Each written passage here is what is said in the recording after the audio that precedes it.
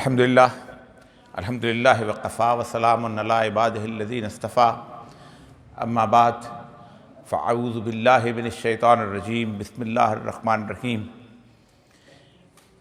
افتؤمنون ببعض الکتاب وتکفرون ببعض فما جزاء من یفعل ذلک منکم الا خزی فی الحیاۃ الدنیا ویوم القیامۃ یردون الی اشد العذاب وما اللہ بغافل عما تعملون۔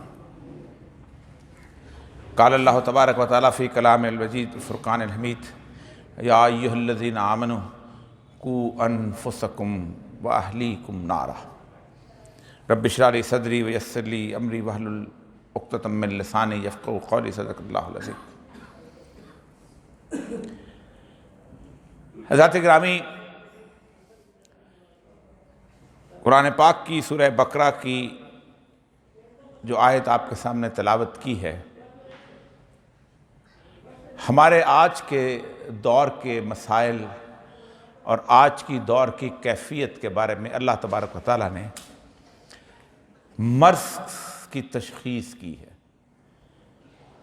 دوا اس وقت دی جاتی ہے جب آپ کسی شخص کی مرض کی تشخیص کرتے ہیں۔ کسی کو شوگر ہے تو آپ کو پتہ چل جائے کہ شوگر ہے تو پھر آپ شوگر کی دوا دیتے ہیں۔ کوئی ذہنی مریض ہے تو ایک ذہنی مریض کا ڈاکٹر جو ہے اس کو اندازہ ہو جاتا ہے کہ اس کو اسکیزوفرینیا ہے، اس کو ہیبرفرینیا ہے، اس کو نیوروسس ہے، یہ میں نفسیاتی مرضوں کی بات کر رہا ہوں، اسی حساب سے اس کی ٹریٹمنٹ کرتا ہے۔ اللہ تبارک و تعالیٰ نے یہاں پر دنیا کی ذلت و رسوائی جو ہے اس کی تشخیص کی ہے کہ یہ کیوں ہوتی ہے۔ اللہ تبارک تعالیٰ فرماتے ہیں افتؤمنون ببعض الکتاب وتکفرون ببعض، تم کیا کرتے ہو کہ کتاب کے ایک حصے کو، میرے احکامات کے ایک حصے کو مانتے ہو اور دوسرے حصے کو نہیں مانتے۔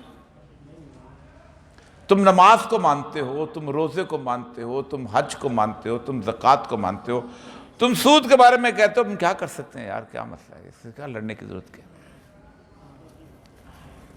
تم جہاد کے بارے میں کہتے ہو کہ نہیں، آج کے دور میں چلو جہاد کی صورتحال جو ہے آج کے دور میں کہاں چلتی ہے؟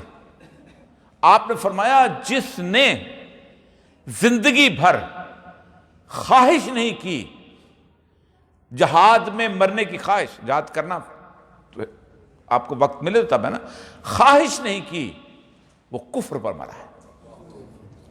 جہاد کو نہیں مانتے ہو، کہا آج کل کیا ضرورت ہے جی، یہ ہے وہ ہے، دہشت گردی ہو جائے گی، فلاں ہو جائے گا، یہ ہو جائے گا۔ بچی کو اب کیا کریں جی، کالج جاتی ہے، یونیورسٹی جاتی ہے، حجاب کرانے کی کیا ضرورت ہے، پردہ کرانے کی کیا ضرورت ہے، نہیں مانتے۔ دین کے علم جس کی ذمہ داری نہ اس عالم دین کے پاس ہے، نہ ان کی ذمہ داری اللہ نے لگائی ہے، ہم سب کی ذمہ داری لگائی ہے۔ اللہ فرماتے ہیں کہ میرے بندے کون سے ہیں؟ الذین یذکرون اللہ قیاما وقعودا وعلی جنوبہم، قیاما وقعودا علی جنوبہم، وہ لوگ ہیں جو اٹھتے ہوئے، بیٹھتے ہوئے اور پہلو کے بل لیٹتے ہوئے میرا ذکر کرتے رہتے ہیں۔ اور ذکر کیسے کرتے ہیں؟ ایک تو میں، آپ، ہم سب کرتے ہیں، تسبیح پکڑی اور اللہ کا ذکر کر دیا، لیکن ایک کمال کی بات یہ ہے کہ کسی اللہ کی تخلیق کو دیکھ کر جو حیرت میں نکلتا ہے سبحان اللہ، اس ذکر میں اور اس تسبیح کے سبحان اللہ میں بہت فرق ہے۔ اللہ کہتے ہیں یتفکرون فی خلق السماوات والارض، ذمہ داری لگائی، پہچان بتایا کہ جو کچھ ہم نے تخلیق کیا ہے وہ اس کے اندر غور و فکر کرتے رہتے ہیں۔ رات کو لیٹتے ہیں تو دیکھتے ہیں کہ چاند یوں ایسے گھومتا ہے، والقمر قدرناہ منازل حتی عاد کالعرجون القدیم، یہ چاند ایسے کیسے منزلیں طے کرتا کرتا بالکل کھجور کی شاخ کی طرح ہو جاتا۔ اور یہ کمال کی بات ہے کہ اللہ کہہ رہا ہے قرآن کے اندر کہ سورج اور چاند دونوں جو ہیں اپنے اپنے مدار میں تیرے، آپ پتہ چلا نا، لیکن وہ خلق کے اندر جب کہتے ہیں، جب دیکھتے ہیں کہ تتلی کتنی خوبصورت ہے، کتنے رنگ اس نے لیے ہوئے ہیں، یہ پرندے طرح طرح کے کتنے خوشنما ہیں، جب اللہ کہتا ہے میں سمندر سے بھاپ اٹھاتا ہوں، اس کے بعد ایک پوری سائیکل بناتا ہوں کہ وہاں جا کے بادل بنتے ہیں، بادل بن کے بارش برستی ہے، بارش سے وہ آپ ایک عجیب و غریب قسم کا چھوٹی سی ایک چیز جو ہے وہ ڈالتے ہو جس کو بیج کہتے ہیں، مردہ نظر آتا ہے، اس بیج کو منہ میں رکھو، اس میں سے توانائی نہیں ہوتی، وہاں سے توانائی پھوٹتی ہے، پھر تمہارے لیے گندم اگتی ہے۔ وہ غور و فکر کرتے ہیں اور کرنے کے بعد کہتے ہیں ربنا ما خلقت ھذا باطلا، اللہ تو نے کوئی چیز باطل پیدا ہی نہیں کی۔ ذکر کا پورا پروسیس بتایا کہ پوری کائنات پر جب تک ہم یہ کام کرتے رہے ہیں مسلمان، پوری دنیا کے اندر ہمارا ڈنکا بجتا تھا۔ دنیا کے اندر 50 کے قریب علم ہیں کہ جو 6 صدیاں جن کا دروازہ مسلمانوں نے کھولا ہے۔ آج میڈیسن کی کوئی کتاب اٹھائیں، ابو علی سینا اس کے دروازے پہ کھڑا ہے کہ میں ہوں ابو الطب، میں ہوں طب کا بات، میں نے شروع کی تھی طب، میں نے شروع کی تھی میڈیسن۔ ایک کتاب بڑی زبردست ہے، impact of science on society, Bertrand رسل کی کتاب ہے۔ اس نے کہا یونان کو جو تو لوگ علم کی بات کرتے ہیں یونان کے حوالے سے، یہ علم جو ہے یہ مسلمانوں کے واسطے سے ہم تک پہنچا ہے، اور مسلمانوں نے اس علم کو فلسفے تک نہیں رہنے دیا، آگے علم لے کے آئے۔ کیوں لے کے آئے، کیسے لے کے آئے؟ فلسفہ یہ ہوتا تھا، وہ کہتے ہیں کہ عام تحقیق بڑی غلط بات ہے، ایک فلسفی جو ہے وہ گنے کا، یہ چھوٹے لوگوں کا کام ہے۔ ارسطو کی مثال دیتا ہے، جس کو آپ ارسطاٹل کہتے ہیں، بہت بڑا نام ہے۔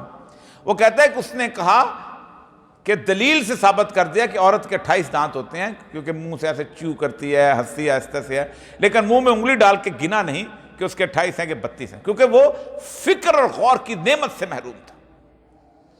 جبکہ مسلمانوں نے امپیریکل نالج جو ہے اس کو شروع کیا، تو بنیادی طور پر ذکر کی اس ڈیفینیشن سے، اور پھر اس کے بعد یہاں رکتے نہیں ہیں۔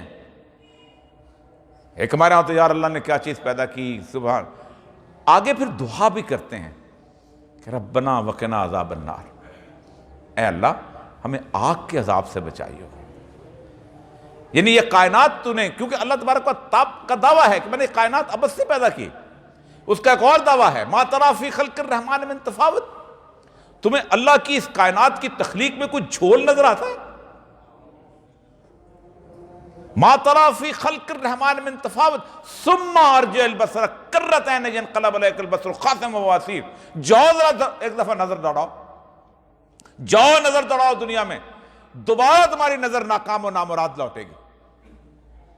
یہ جو چہرہ اللہ نے تخلیق کیا ہے، جسے احسن تقویم کہا ہے کہ میں نے اس سے بہتر صورت پیدا نہیں کی، سب سے بہتر صورت اللہ کہتا ہے میں نے انسان کو دی ہے۔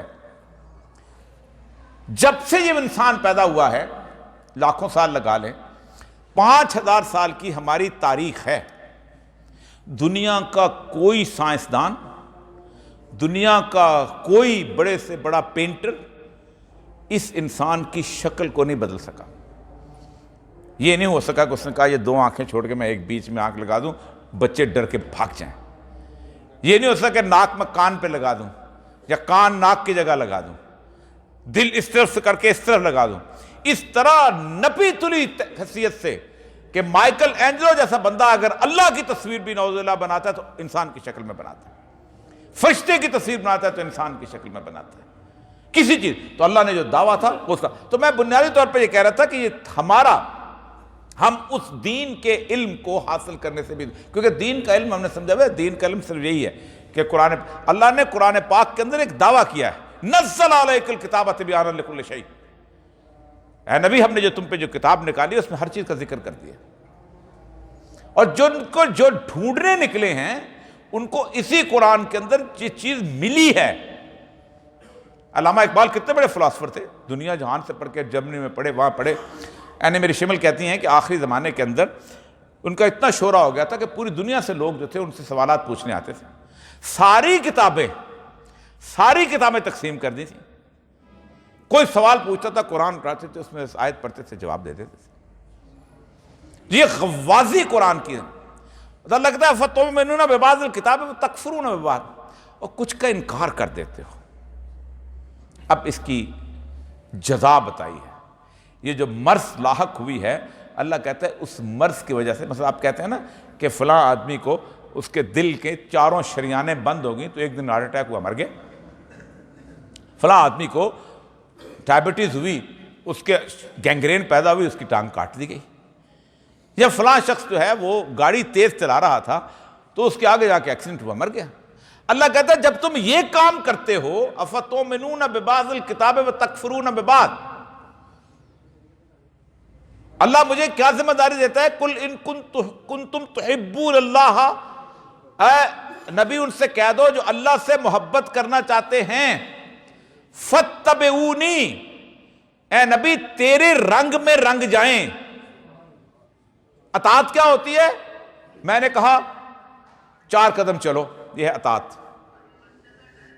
اس نے کہا 10 قدم چلو، اللہ نے حکم دیا 4 رکعتیں پڑھو، اللہ نے حکم دیا اس طرح شادی کرو، اللہ نے حکم دیا یہ کام کرو، آپ نے کیا، یہ ہے اطاعت۔ حکم کی اطاعت ہوتی ہے، اتباع ہوتی ہے، حکم نہیں ہے۔ قدم اٹھایا، اس نے کہا اس کے پیچھے قدم اٹھایا، تیری اتباع کریں، فاتبعونی، اے نبی تیری اتباع کریں۔ اتنے لوگ بیٹھے ہوئے ہیں، کیا ہم سوچ میں بھی اتباع کرتے ہیں؟ ہمارا تو ہیرو ہی نہیں ہے نبی صلی اللہ علیہ وسلم، ہمارا تو لیڈر ہی نہیں ہے نبی صلی اللہ علیہ وسلم، ہمارا سیاسی لیڈر کوئی اور ہے، ہم فلاں قبرستان سے وین لیتے ہیں، ہمارا معاشی لیڈر اور ہے، بل گیٹس، کیا بات ہے، کیا بات۔ ویسا تجارت اگر ہو جائے، ویسی میری تجارت چل پڑے، اگر میری ملیں ایسے چل پڑے تو کیا بات ہے۔ ہمارا علم میں ہی لیڈر کوئی اور ہے۔ آکسفورڈ اینڈ کیمبرج کے کیوں نہیں بنتے مسلمان؟ ہم افسوس کس بات پہ کرتے ہیں؟ مسلمان نوبل laureate نہیں بن سکے، مسلمان نے یہ نہیں حاصل کیا۔ ہمارا اتباع کا لیول بالکل کوئی تصور ہی نہیں ہے۔ ہم سے رسول اللہ کا اتباع کرتے ہیں نماز کے وقت، روزہ رکھتے وقت یا حج کرتے وقت۔ ہم نے دنیا میں رسول اللہ صلی اللہ علیہ وسلم کو بالکل چھٹی دی ہوئی۔ فاتبعونی، تمہارے رنگ میں رنگیں گے۔ ایک اداکار سے عشق کرو نا تو جا کے وحید مراد کٹ کی طرح بال بنوا لیتے ہو، شاہ رخ خان کی طرح کپڑے پہننے لگ جاتے ہو۔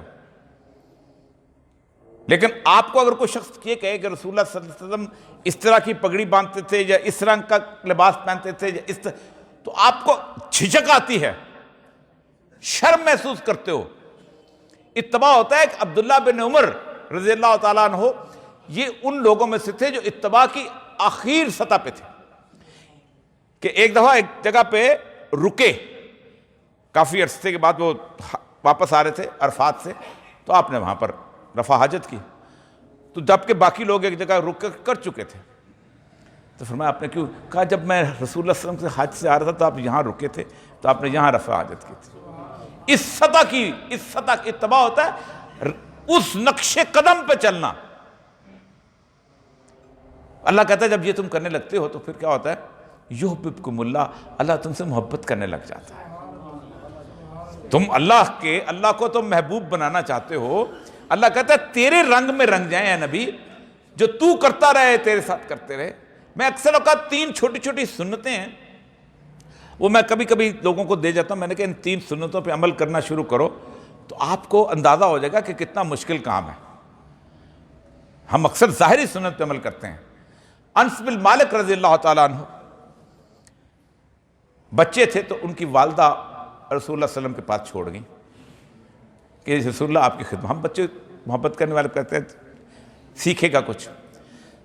تقریباً 11 سال کے قریب 10 ساڑھے 10 سال آپ کے ساتھ گزارے ہیں انہوں نے مدینہ کے۔ پوری زندگی بچپن کی جس میں 10 سے 18 19 سال، 2 واقعات اپنے بیان کرتے ہیں کمال کے۔ ایک واقعہ وہ بیان کرتے ہیں کہ مجھے نبی کار نے کبھی ڈانٹا نہیں تھا تو میں سوچتا تھا یہ ڈانٹتے کیسے ہوں گے۔ تو ایک دفعہ مجھے انہوں نے کوئی کام بھیجا کہ جاؤ فلاں کام کر کے آؤ، تو میں رستے میں میلہ دیکھنے کھڑا ہو گیا اور میں نے کہا اب تو ڈانٹ پڑے ہی پڑے۔ میں بڑی دیر تک سوچا کہ کچھ نہیں ہو رہا، تو اتنے میرے آنکھوں پہ 2 ہاتھ، نرم و نازک ہاتھ مجھے ملے، تو میں نے دیکھا کہ آپ صلی اللہ علیہ وسلم نے فرمایا انس میں تو پریشان ہو گیا تھا کہ تم اتنی دیر سے غائب کہاں سے۔ دوسرا کہا میں نے پوری زندگی کوشش کی ہے کہ میں رسول اکرم صلی اللہ علیہ وسلم کو سلام میں پہل کروں، آپ نے مجھے موقع نہیں آنے دیا۔ آپ کرو اپنے پی این کو سلام، آپ کرو اس شخص کو جو آپ کے لیے دروازہ کھولتا ہے سلام، آپ کرو اس گن مین کو سلام جو آپ کے لیے بندوق اٹھاتا ہے۔ آپ کے دل پہ پتہ چلے گا مشکل کام کتنا ہے۔ کھوپڑیوں میں اناب گھسی ہوئی ہے۔ ہم بچے کو اٹھا کے کہتے ہیں کہ تمہیں ماں باپ نے تہذیب نہیں سکھائی، تم بڑوں کو سلام نہیں کرتے۔ رسول اللہ کی سنت الٹ کہ زندگی میں مجھے کبھی اس سید الانبیاء صلی اللہ علیہ وسلم نے سلام میں پہل نہیں کرنے دی۔ دوسری سنت، مدینہ میں ایک عورت تھی جو کہ اول فول باتیں کرتی رہتی تھی، جیسے ہمارے ہاں ہوتے ہیں پاگل بیچارے۔ اللہ تعالیٰ نے ان کو ایک سطح دی ہے۔ جو لوگ حج پہ گئے ہیں ان کو پتہ ہونا چاہیے کہ مدینے میں گرمی کتنی ہوتی ہے۔ تو ایک کونے میں رسول اکرم صلی اللہ علیہ وآلہ وسلم اس عورت کے ساتھ کھڑے گفتگو کر رہے تھے، تو صحابہ دور کھڑے ہو کے انتظار کرتے رہے، کافی دیر ہو گئی۔ واپس آئے تو انہوں نے کہا یا رسول اللہ یہ تو عورت ایسی بولتی رہتی ہے، آپ اس کے ساتھ باتیں سنتے رہے۔ فرمایا اگر میں محمد اس کی باتیں نہیں سنوں گا تو مدینے میں سنے گا کون؟ ہمارا رویہ کیا ہوتا ہے؟ تیسری سنت حیران کن، 3 لوگ جب بھی آپ کے ساتھ چلنے لگتے تھے تو آپ ایک کو اپنے آگے چلاتے تھے، خود آگے نہیں ہوئے، ایک کو اپنے آگے چلاتے تھے، 2 پیچھے چلنے۔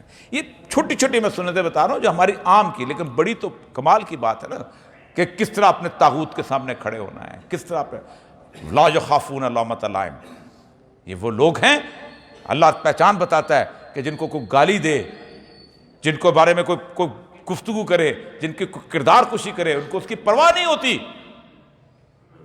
اللہ اپنے دوستوں کی پہچان بتاتا ہے اور کہتا ہے یہ کیا ہے کہ جن کی کردار کشی ہوتی ہے، یہ کون لوگ ہیں؟ یہ وہ لوگ ہیں کہ جس کے بارے میں اللہ کہتا ہے میرا ذالک فضل اللہ، یہ ان پہ اللہ تعالیٰ کا فضل ہوتا ہے۔ تو اصل بات یہ ہے کہ افتؤمنون ببعض الکتاب وتکفرون ببعض، اس کو اپنا ایک بات کو مانتے ہیں اور دوسری کو نہیں مانتے۔ اللہ کہتے ہیں فما جزاء من یفعل ذلک، جو کوئی پھر ایسا کرتا ہے، اس کا حساب قیامت میں نہیں رکھا اللہ نے۔ ہر عمل کا حساب قیامت میں، نماز پڑھی قیامت دن حساب ہو جائے گا، روزہ رکھا نہیں رکھا قیامت دن حساب ہو جائے گا۔ یہ اجتماعی گناہ ہے ہم سبوں کا، اس کا اللہ کہتا ہے یہیں پر دنیا میں الا خزی فی الحیات الدنیا، میں تمہیں دنیا کے اندر ذلیل و خوار کر کے رکھتا ہوں۔ الا خزی فی الحیات الدنیا، آخرت کی بات نہیں چھوڑی اللہ نے۔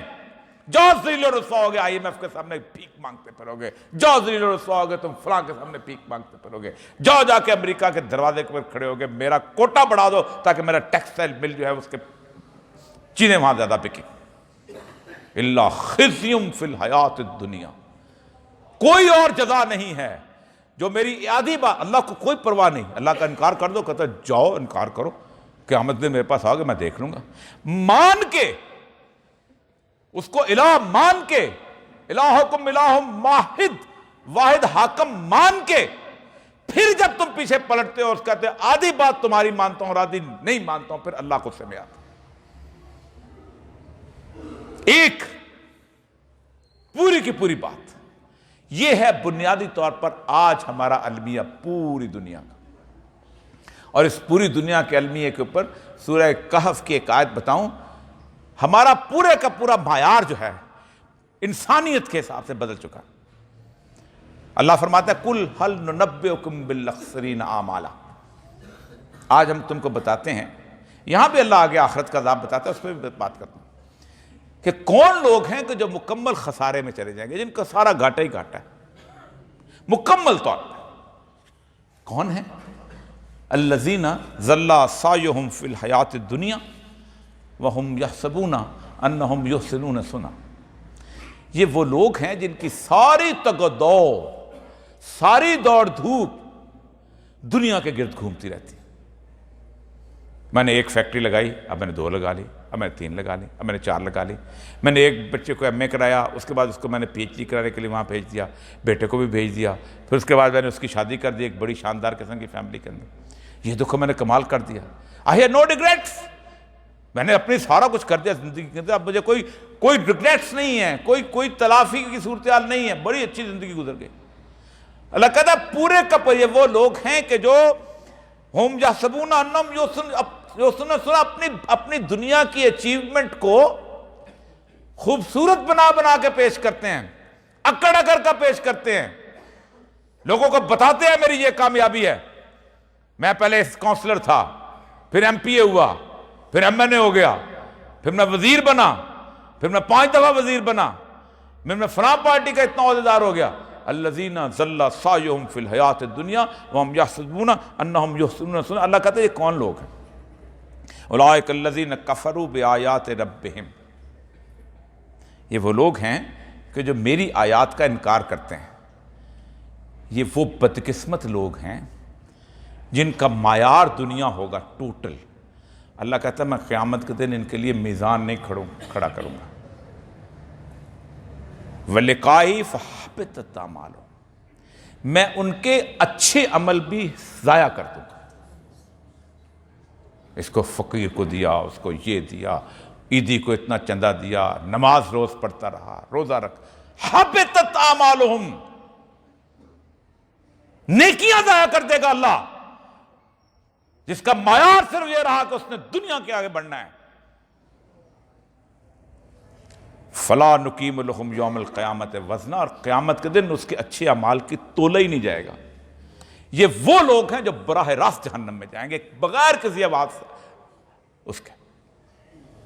میں جا رہا ہوں کراچی کی طرف جو کہ اللہ کی منزل ہے، اس کے راستے میں خیرات بھی کروں گا تو میرے خیرات جو ہے وہ بھی قبول ہوگی، میں نماز بھی پڑھوں گا تو میری نماز بھی قبول ہوگی، میں حج بھی کروں گا تو میرا حج اور میں الٹا چل پڑوں پشاور کی طرف جو اللہ کے دشمنوں کی منزل ہے، تو میں نماز پڑھوں، روزہ رکھوں، حج کروں، وہ قبول نہیں۔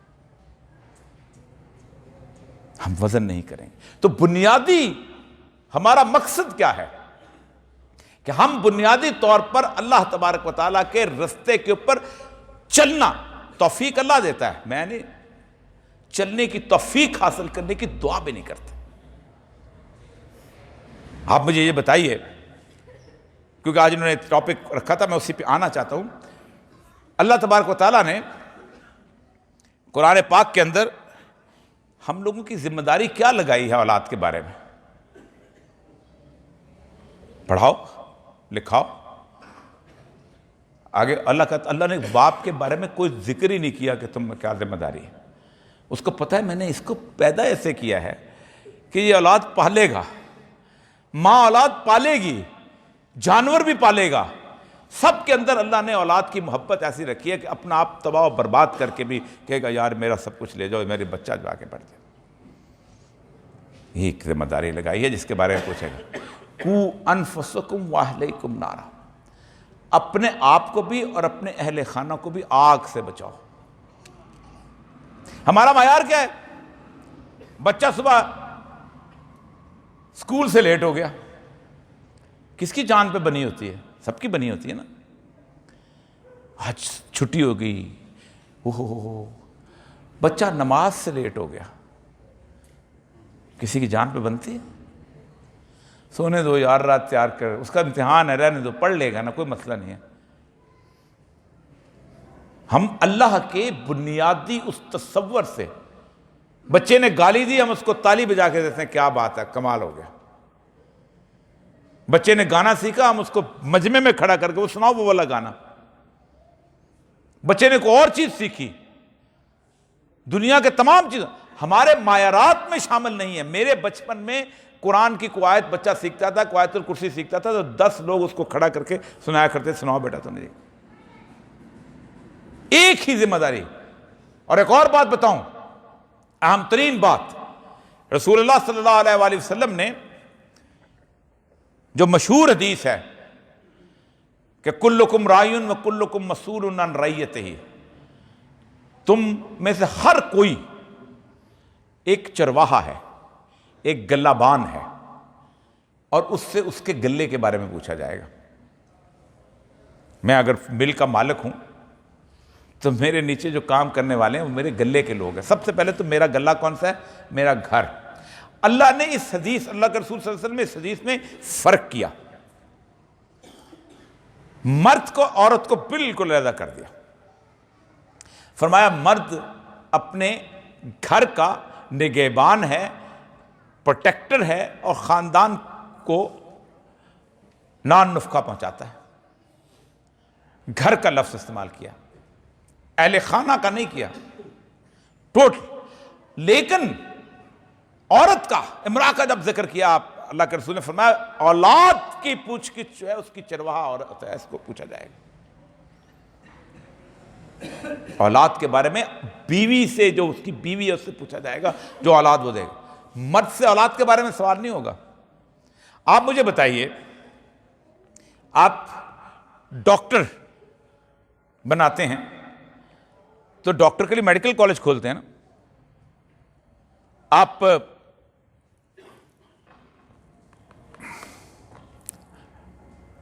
ڈاکٹر کے لیے میڈیکل کالج کھولتے ہیں. آپ انجینئر بناتے ہیں، آپ انجینئرنگ یونیورسٹی بناتے ہیں. آپ ایم بی اے کرتے ہیں، آپ ایم بی اے کرتے ہیں. ایک عورت جس نے اللہ اس کے رسول کے احکامات کے مطابق بچے پالنے ہیں، میں آپ کے سامنے جدید علم کے کم از کم 15 مختلف قسم کی صورتحال بتاتا ہوں کہ جو عورت کو پڑھنے پڑیں گے.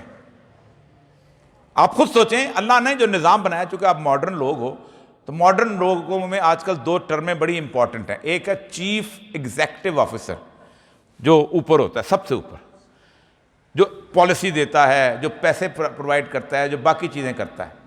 دوسرے نمبر پہ آتا ہے چیف آپریٹنگ آفیسر، جو اس پالیسی کے مطابق مل چلاتا ہے، دفتر چلاتا ہے. اللہ کے ہاں مرد پالیسی میکنگ ہے، چیف ایگزیکٹو آفیسر. عورت کون سا؟ Chief operating officer. یہ پالیسی آ گئی ہے، میں اس کے حساب سے خاندان کو. ایک عورت اگر اس کو گھر کی ذمہ داری، جو سب سے بڑا ادارہ ہے، خاندان سے بڑا کوئی ادارہ نہ انسان نے بنایا ہے، نہ اللہ نے پیدا کیا کوئی ادارہ ایسا. اس کے لیے سب سے پہلے اس کو میرج سٹریسز اینڈ سٹرین کے پڑھنا پڑے گا. یہ شادی ہے جہاں وہ جا رہی ہے، اس کے کس قسم کے معاملات ہوں گے، اپنا گھر چھوڑ کے وہاں جا رہی ہے، کس طرح اس نے ایڈجسٹ کرنا ہے. پوری دنیا میں اس مضمون پر ایم اے ہوتا ہے. بعض لوگ اس میں پی ایچ ڈی بھی کرتے ہیں. اس کے بعد وہ آگے آئی ہے تو اس کے گھر میں بچہ ہونے والا ہے یا ہو چکا ہے، تو ایک علم ہے جس کو پوسٹ نیٹل، پری نیٹل، اینٹی نیٹل کیئر کہتے ہیں، کہ بچہ پیدا ہونے سے پہلے اس کو کیا معلومات ہونی چاہیے، بچے کی پیدا ہوتے وقت کیا ہونی چاہیے، اور بچے کے دوران حمل کیا ضرورت ہے. آج کی دنیا یہ طے کر چکی ہے، ثابت کر چکی ہے کہ مادری زبان بھی بچہ اپنی ماں کے پیٹ میں سیکھ کے آتا ہے. ہم صرف دہراتے ہیں. اگر باپ اور ماں دونوں گالیاں دے رہے ہیں تو بچہ اندر سے گالی سیکھ کے نکلتا ہے. اگر وہ نماز پڑھنے والے ہیں تو اس کی زندگی کے اندر سجدے کی طہارت موجود ہوتی ہے. اور اگر وہ فلمیں دیکھنے والے ہیں تو اس کو پورا علم اس کے اوپر ایم اے کیا، پی ایچ ڈی کیا، ڈاکٹریٹ کیا، بڑے بڑے پوسٹ پی ایچ ڈیز ہوتی ہے پوسٹ نیٹل، پری نیٹل، اینٹی کیئر کا، جو عورت کو پتا ہونا چاہیے. اس کے بعد بچہ دنیا میں آ گیا. آج کی دنیا میں بچے کی کوگنیٹو نیڈز کو، اس کی زبان کی اصلاح اور زبان کو آگے بڑھانا، کون سے لفظ سیکھے کون سے لفظ نہ سیکھے، وہ اس کو پتہ ہونا چاہیے. اس کی سوشل نیڈ ہیں، اس کی سائیکولوجیکل نیڈز ہیں، اس کی آئی کیو نیڈز ہیں. اتنا بڑا میدان ہے یہ ہیومن ڈیولپمنٹ کا، چائلڈ ڈیولپمنٹ کا، کہ جس کے اوپر کم از کم 15 ایم اے ہوتے ہیں. آگے آ جائیں، بچہ جوان ہوا ہے، لیٹنسی کی نیڈ اس کی. کیا عجیب آدمی ہے، 12-13 سال کی عمر میں اچانک دیوار پھلانگ کے گھر سے نکل گیا، جا کے فلم دیکھ کے رات کو پھر دیوار پھلانگ کے آ گیا. جس کو ہم سمجھتے ہیں کہ اب یہ بڑا ہو گیا، اب یہ جوان ہو گیا، اس وقت اس کو کیسے سنبھالنا ہے، یہ ماں کی ذمہ داری اللہ دیتا ہے. پھر اس کے ہاتھ میں 2 بوڑھے آ گئے ہیں. پوری دنیا میں ایجنگ سائنس ہے آج، کہ بوڑھوں کو کیسے دیکھ بھال کرنی ہے، کس قسم کی خوراک کھلانی ہے، کس طرح ان کو کمپنی دینی ہے، کس طرح ان کی زندگی گزارنی ہے. ختم. اس کے ہاتھ میں اس گھر کا نیوٹریشن پلان آ گیا ہے کہ میں کون سی غذا ہے جو گھر میں نہ کھلاؤں اور کون سی غذا ہے جو گھر میں کھلاؤں. کون سی غذا ایسی ہے کہ جو میرے بچوں کی، میری اولاد کی، میرے خاوند کی صحت بہتر کر سکتی ہے. اس کے ہاتھ گھر آ گیا، انٹیریئر ڈیزائننگ، ان سب کے ہم نے کوئی ایک ادارہ بنایا اس معاملے کے اندر. ہمارے بزرگوں نے تو پھر ایک بہشتی زیور لکھ کے دے دیا تھا کہ جاؤ بچی کو دے دو، اس نے سارا کچھ دے دیا، اس نے ہر چیز دیکھ لی کہ اس کو پتہ ہو، دین کے حساب سے بھی اور دنیا کے حساب سے بھی۔ کیوں؟ ہم اس کا کیا بندوبست کرتے ہیں؟ 87% ہماری بچیاں جو میڈیکل میں داخل ہوتی ہیں، انجینئرنگ میں داخل ہوتی ہیں، ایم اے کرتی ہیں، وہ نوکری نہیں کرتی۔ پتہ ہے آپ کو؟ میں سیکٹری ہیلتھ بھی رہا ہوں اور ایجوکیشن میں بھی رہا ہوں۔ کیوں؟ ہم کیوں اس کو تعلیم دلاتے ہیں؟ کہ ان کے رشتے اچھے آ جائیں گے۔ ہم نے کبھی اس کو اس تعلیم میں ایک ادارہ نہیں ہم نے کھولا، دنیا میں نہیں کھولا گیا ایک ادارہ، کیونکہ دنیا نے خاندانی نظام کو تباہ کیا تاکہ دین آگے نہ بڑھ سکے۔ ایک عورت کو جب آپ بازار میں لے کے آتے ہیں نوکری کرنے کے لیے تو 15 مختلف ادارے کھولنے پڑتے ہیں آپ کو۔ آپ سب سے پہلے ڈے کیئر سینٹر کھولیں گے جہاں وہ بچہ کو رکھ کے جائے گی، آپ فوسٹر ہوم کھولیں گے، آپ آیا کا صبر آئے گا جو کہ اس کو دیکھے گی اگر وہ ہے ایسا، آپ فاسٹ فوڈ کی چین میکڈونلڈ ہے، فلانا ہے، یہ ہے وہ، دنیا جہاں ہے بکھری ہوئی، آپ سلائی کی اور اس کے بعد دھلائی کی اور ان ساری کی چیزوں، آپ آئی کیو کے مختلف ادارے کھولیں گے کہ جاؤ جا کے میڈیکل کالج سے ڈاکٹری کر کے آتی ہے، بچہ آٹزم کا شکار ہوتا ہے جو بولتے نہیں، بعض بچے ایسے ہوتے ہیں کہ جو بہت دیر کے بعد بولتے ہیں، ٹیکہ لگانا آتا ہے، بچے کو آگے لے کے نہیں چلتے، بچے کو مختلف مقامات کے اندر اللہ تبارک و تعالیٰ کی پناہ دینے کی دعائیں تک جاتی ہوتی ہیں۔ تو بنیادی طور پر انہوں نے کس لیے اس خاندانی نظام کو تباہ کیا؟ کیونکہ بنیادی طور پر سمجھتے تھے جب تک یہ خاندان جڑا ہوا ہے، جب تک یہ عورت گھر کے اندر موجود ہے، اور جب تک اس عورت کے گھر کے اندر کام کاج کی عزت ہے، اس وقت تک کہ ہم دین کو ختم نہیں کر سکتے۔ دنیا میں 190 ممالک ہیں، ہر ملک میں اس بات کا ایوارڈ ہے کہ یہ عورت پائلٹ بڑی اچھی بنی، یہ عورت ڈاکٹر بڑی اچھی بنی، یہ عورت انجینئر بہت اچھی بنی، یہ عورت جو ہے اس نے سائنس میں ترقی کی۔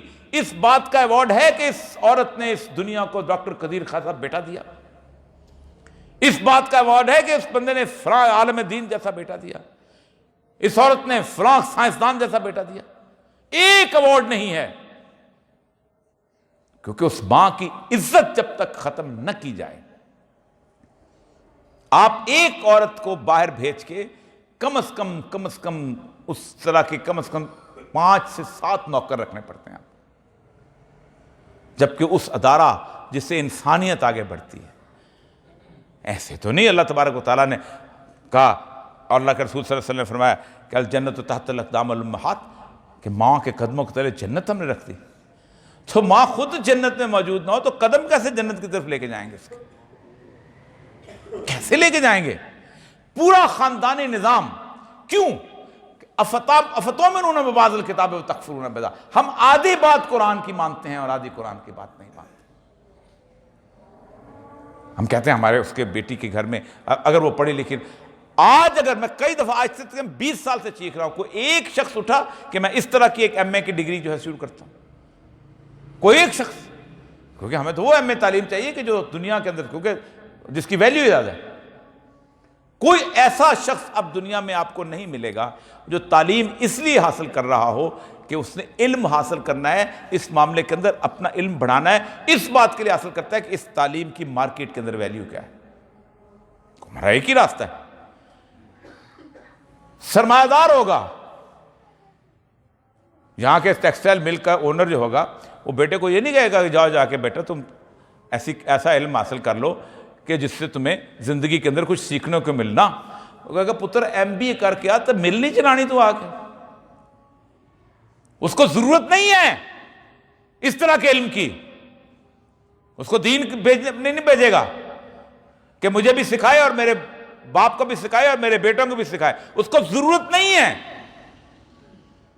لیکن کیا ہے؟ قُلْ هَلْ نُنَبِّئُكُمْ بِالْأَخْسَرِينَ أَعْمَالًا الَّذِينَ ضَلَّ سَعْيُهُمْ فِي الْحَيَاةِ۔ ساری زندگی کی تگو، ساری زندگی کی تگو گھوم رہی ہوتی ہے کہ میں بیٹے کو وہ تعلیم دلا دوں کہ جو 1 مل کو ضرب دے کے 50 ملوں میں تقسیم کر دے۔ اللہ تبارک و تعالیٰ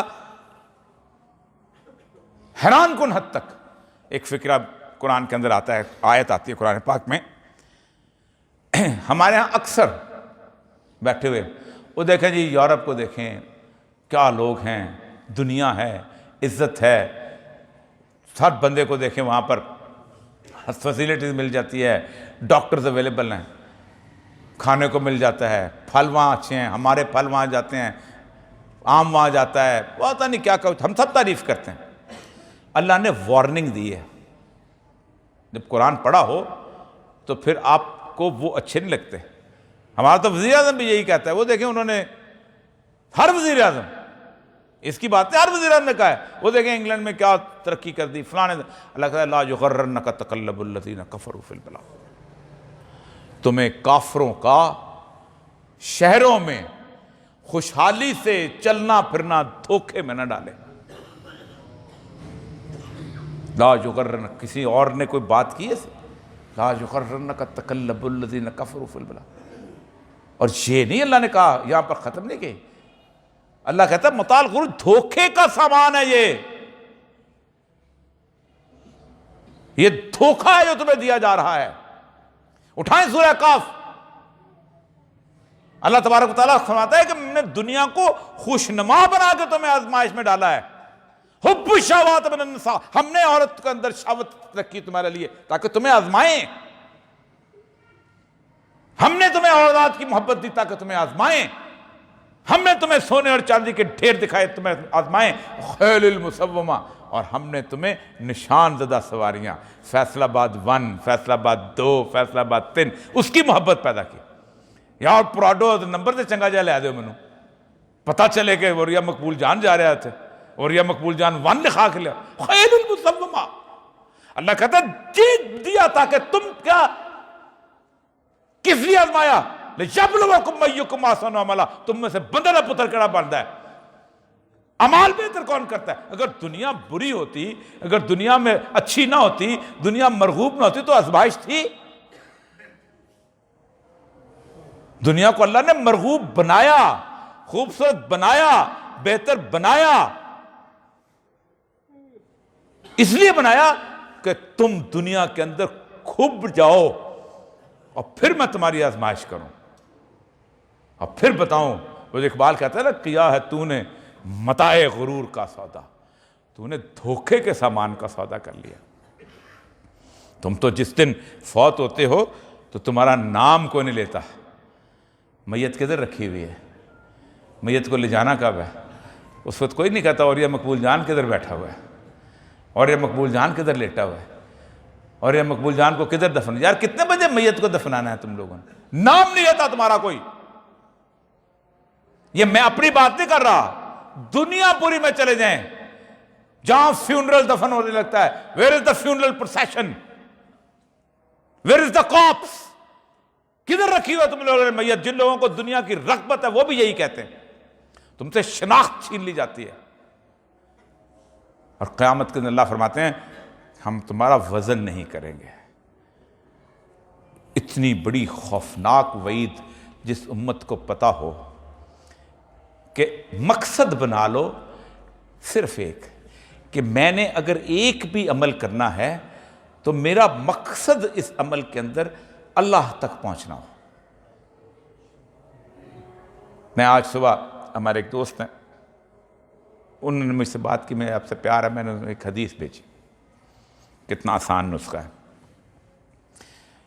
2 حدیثیں ہیں، ایک حدیث ہے رسول اللہ صلی اللہ علیہ وسلم کی کہ قیامت کے دن حشر کے میدان میں کوئی سایہ نہیں ہوگا کسی طور پر۔ میں اگر اس کا بیان کرنے لگوں تو لرزہ طاری ہو جاتا ہے کہ اتنا لمبا ہو جائے گا کہ تمام انبیاء جو ہیں وہ گھبرا کے سید الانبیاء صلی اللہ علیہ وسلم پر پاس آئیں گے کہ اللہ سے کم یہ کہتے ہیں حساب ہی شروع کرتے ہیں۔ اتنی تپتی ہوئی زمین میں 7 لوگوں کو اللہ سایہ دے گا، ان میں سے پہلا تو وہ ہے کہ جو منصف، جس کو ذرا سا بھی اختیار ملا اور اس نے انصاف کیا۔ لیکن ایک جس دوسری حدیث سے ملا کہ ان 7 میں سے اور بھی بہت ہیں، مثلا جس کو جوانی میں کسی خوبصورت عورت نے دعوت گناہ دی اور اس نے کہا کہ میں اللہ سے ڈرتا ہوں. جس کا دل مسجد میں اٹکا رہے، لیکن جس چیز کے بارے میں آسان، بہت آسان نسخہ، جس نے اللہ کے لیے دشمنی کی اور اللہ کے لیے دوستی کی. نبی اکرم صلی اللہ علیہ وسلم فرماتے ہیں کہ قیامت کے دن کچھ لوگ ایسے ہوں گے کہ جن کے کوئی اعمال زیادہ نہیں ہوں گے. اللہ بہت بڑا دھڑے باز ہے، بہت بڑا دھڑے باز. حزب اللہ، میرے دھڑے کے لوگ، حزب الشیاطین، شیطانوں کے دھڑے کے لوگ. قیامت کے دن بہت سارے لوگ ایسے ہوں گے کہ جن کے اعمال ایسے نہیں ہوں گے، اور حشر کے میدان میں ایسے گھومیں گے کہ گرمی نہیں لگ رہی ہوگی ان کو، اور ان کے چہرے اتنے روشن ہوں گے کہ قیامت کے دن ان کے چہروں کو دیکھ کے لوگ کہیں گے یہ لوگ کون ہیں؟ انبیاء دیکھ کے کہیں گے یہ لوگ کہیں گے. فرمایا یہ وہ لوگ تھے کہ زندگی پر جنہوں نے اللہ کے لیے دوستی کی، اللہ کے لیے دشمنی کی. میرا رائی ہے، اللہ دا دشمن ہے، میرا دشمن ہے، میرا سگا پتر ہے، میرا راجپوت ہے، جو بھی ہے اللہ کا دوست ہے، میرا دوست ہے. دوسرے برابر کے پارٹی کا ہے، میں اللہ کا دوست ہے، میرا دوست ہے. ایک معیار اللہ نے بتایا، اللہ ان حزب اللہ، میرے دھڑے کے لوگ. اٹھائیں سورہ بقرہ کی اور آیات جو ہیں، اللہ ذمہ داریاں لیتا ہے. قد تبین الرشد من الغی فمن یکفر بالطاغوت ویؤمن باللہ. جس نے طاغوت کا انکار کیا، جس نے اللہ کے منکروں کا انکار کیا اور اللہ کے ساتھ ہو گیا، اللہ کیا کرتا ہے؟ اللہ کہتا ہے میں انہیں اندھیروں میں سے روشنی کی طرف لے کے جاتا ہوں. وَمَن يَكْفُرْ بِالطَّاغُوتِ وَيُؤْمِنْ بِاللَّهِ فَقَدِ اسْتَمْسَكَ بِالْعُرْوَةِ الْوُثْقَىٰ لَا انْفِصَامَ لَهَا. ہم نے ایک مضبوط تمہیں رسا دیا، پکڑو تو صحیح. اور جو لوگ میرا انکار کر کے طاغوت کی طرف جاتا ہے، کہتا ہے میں روشنی سے اندھیرے میں لے جاتا ہوں. جاؤ پھٹو، جاؤ بھٹکو. ضربت علیہم الذلۃ والمسکنۃ وباؤوا بغضب من اللہ، جاؤ اللہ خزی فی الحیاۃ الدنیا، ذلیل کروں گا تمہیں دنیا میں. ویوم القیامۃ یردون اشد العذاب. اور یہ نہیں چھوڑا کہ یہاں ذلیل کر کے میری، اللہ کہتا ہے کہ میری بات پوری ہو گئی، قیامت کے دن شدید ترین عذاب دوں گا تمہیں. ایک راستہ، منزل ٹھیک کر لو کہ جو کمانا ہے، جو اٹھنا ہے، جو بیٹھنا ہے، جو دوستی ہے، جو سب کچھ ہے. ان اللہ اشتری، ہم نے بے کر لی ہے تمہاری زندگی. اللہ کہتا ہے میں نے، جب بے ہو تو آپ کا قصر ہوتا ہے، بے کر لی ہے اپنے لیے. ان صلاتی و نسکی و محیایا و مماتی للہ رب، میری نماز، میرا روزہ، میرا اٹھنا، میری زندگی، میری موت، سب اللہ کے لیے. تو بنیادی طور پر صرف ڈائریکشن ٹھیک کرنے کی بات ہے کہ عمل کرنا نہ کرنا یہ توفیق الہی ہے، لیکن نیت عمل کرنے کی موجود ہو، یہ ہے تو ہم کامیاب ہیں. ورنہ اللہ خزی فی الحیاۃ الدنیا. 1.70 کروڑ لوگ ذلت و رسوائی میں ہوں اور صرف 6 کروڑ یہودی عزت حاصل کریں، تو اس سے زیادہ ذلت و رسوائی کیا ہو سکتی ہے؟ وآخر دعوانا الحمد للہ رب العالمین.